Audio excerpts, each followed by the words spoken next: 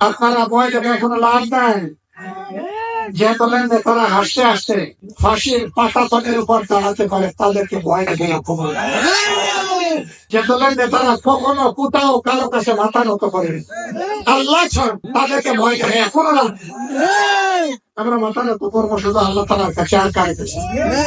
ইনশাআল্লাহ ইনশাআল্লাহ।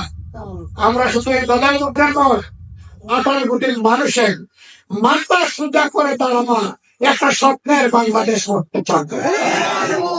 সেই বাংলাদেশ করায় আপনাদেরকে আমরা একটু ভালোবাসা আপনাদের কাছ থেকে চাই। একটু ভালোবাসা আপনারা দিলেন, ধন্যবাদ আপনাদেরকে। আপনাদের সাহায্য চাইব, সমর্থন চাইব, দোয়া চাইব, সাথে চাইব, পাশে চাইব। আমাদের লড়াই আপনাদের জন্য, নিজের জন্য, 18 কোটি মানুষের জন্য, দুনিয়ায় কপাল কিসমত বাড়ানোর জন্য নয়। তার প্রমাণ হচ্ছে 5 তারিখের পরে বেপরোয়া হয়ে আমাদের কর্মীরা সমাজে কোনো বিশৃঙ্খলা সৃষ্টি করেননি। অথচ সবচেয়ে মজলুম, বড় মজলুম দল হচ্ছে বাংলাদেশ জামাত ইসলামী। আমরা এখানে যখন ধৈর্যের পরিচয় দিয়েছি, ইনশাআল্লাহ দেশ গড়ার ক্ষেত্রেও আমরা দায়িত্বশীলতার পরিচয় দেব। আল্লাহ তোমার বসের উপর গ্রহণ করে। আল্লাহ তাআলা আপনাদেরকে সুস্বাস্থ্য দান করুন। আগামী দেশ মুক্তির সংগ্রামে আপনাদেরকে বীরের ভূমিকা পালন করার তৌফিক দান করুন। আপনারা গর্বিত উত্তরবঙ্গের মানুষ।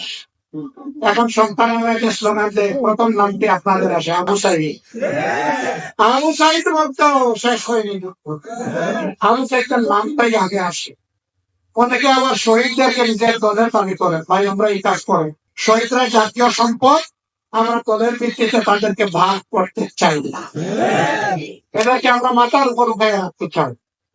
আমরা একমাত্র দল, আল্লাহর শুকরিয়া, প্রত্যেকটি শহীদ পরিবারে আমরা গিয়ে পৌঁছেছি এবং তাদের পাশে দাঁড়ানোর চেষ্টা করেছি। আমরা শহীদদেরকে নিয়ে রাজনীতি করতে চাই না, শহীদদেরকে আমাদের মাথার তাজ বানিয়ে রাখতে। আল্লাহ তাআলা আপনাদেরকে ভালো রাখুক, সুস্থ রাখুক। লড়াইয়ের ময়দানে আমাদের দেখা হবে ইনশাআল্লাহ। সেই সব লড়াই হবে মানবতার মুক্তির লড়াই, মানবিক বাংলাদেশ গড়ার লড়াই।